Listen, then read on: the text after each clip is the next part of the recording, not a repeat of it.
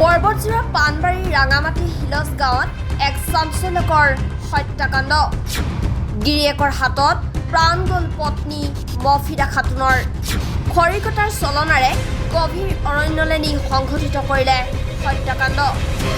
হত্যাকাণ্ড সংঘটিত কৰি পত্নীৰ মৃতদেহ লুকুৱাই ৰাখিছিল গভীৰ অৰণ্যৰ মাজত।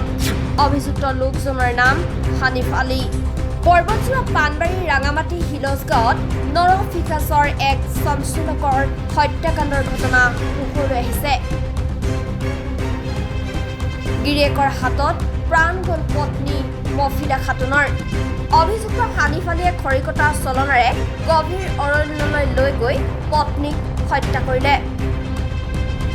আনহাতে হত্যাকাণ্ড সংঘটিত কৰি পত্নীৰ মৃতদেহ লুকুৱাই ৰাখিছিল গভীৰ অৰণ্যৰ মাজত। আনকি অভিযুক্ত হানিফ আলীয়ে নিজক বচাবলৈ পত্নীৰ নিৰুদেশ হোৱাৰ নাটক ৰচনা কৰি বগৰীবাৰী থানাত এখন এজাহাৰ দাখিল কৰিছিল। বগৰীবাৰী আৰক্ষীৰ তদন্তত ওলাই পৰে এই ঘটনাৰ প্ৰকৃত ৰহস্য। গভীৰ অৰণ্যৰ পৰা মহিলাগৰাকীৰ মৃতদেহ উদ্ধাৰ কৰে আৰক্ষীয়ে। সম্প্ৰতি আটকাধীন হানিফ আলীৰ ওপৰত অধিক তথ্যৰ সন্ধানত আৰক্ষীয়ে তদন্ত অব্যাহত ৰাখিছে। আচলতে আজি মই 2 দিনৰ পৰা শুনা পাই আছোঁ যে আমাৰ ইয়াতে যে এটা মানুহ নাম হৈছে হানিফ আলী, তাৰ মাইকীক লৈ গৈছে খৰি কাটিব যাই কেনে তেতিয়া ই অকলে মানুহটো ঘূৰি আহিছে। কিবা পূৰা ঘামি চামি যাইছে আৰু আহাতে যে মানুহবিলাক সুধিছে তোমাৰ মাইকীটো ক'ত থৈছে, মাইকীটো কি কৰিলা? ই কৈছে মাইকীটো পলাই গৈছে। পলাই যোৱাৰ কথাটো কৈ কেনে ই মানে এইপিনে দৌৰাই আছে। পিছত মানুহবিলাকে কৈছে যে তুমি এটা কাম কৰা, মাইকীটো ক'ত যে হেৰাইছে, ক'ত থৈ আহিছা, কিবা কৰিছা, তুমি মাইকীটোকে যে আনা। এইটো কথা কোৱাতে ই আকৌ যে বেলেগক আমাৰ এই যে ৰাইজৰ মানুহক ভাবুকি দি কেনে যে ই গৈছে থানাত এজাহাৰ দিব গৈছে। কাৰ নামত এজাহাৰ দিছে? এজাহাৰ কাৰো নামত দিয়া নাই। ই যাই কেনে ই ইয়াতে যে মানুহৰ লগত কাজিয়া পেচাল কৰি কেনে যায়, তাতে যাই কেনে যে ই এজাহাৰ দিছে মোৰ মাইকী হেৰাইছে। আচ্ছা আচ্ছা, নিৰুদ্দেশ বুলি এই কৈ দিছে। তাতে কোৱাতে আৰু আজি পুলিচ আহিল। অহাৰ পিছত এই আমাৰ ইয়াৰ ৰাইজৰ মানুহ আহিল।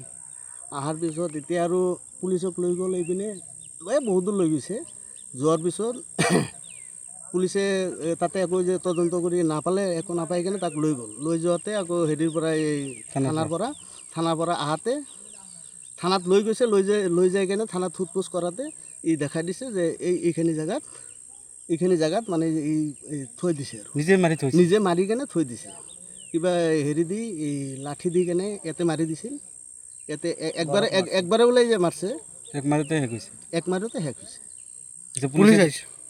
পুলিচ আহিছে, তদন্ত আৰম্ভ কৰিলে। পুলিচে তদন্ত আৰম্ভ কৰাতে তাই দেখাই দিছে আৰু ক'ত আছে বুলি দেখাই দিছে। এই বাজাৰৰ তলত তাতে যে থৈ দিছে। দেখাই দিছে। আপোনালোকৰ কি ধৰণৰ সন্দেহ? তেওঁৰ হাজবেণ্ডে মাৰিছে বুলি? আমাৰ সন্দেহ মানে এই যেনেকৈ যে 2জন মানুহ পাহাৰত গৈছে খৰি কাটিবলৈ যাই কেনে যদি এজন মানুহ আহিছে আৰু এজন মানুহ নাই, ৰাতিপুৱা 10টা বজাত গৈছে, সেই মানুহটো আবেলি 5টা বজাত অহাৰ পিছত যেতিয়া চালে যে মাইকীটো নাই, এই মাইকীটো নিৰ্দোষ হোৱা বুলি কৈছে।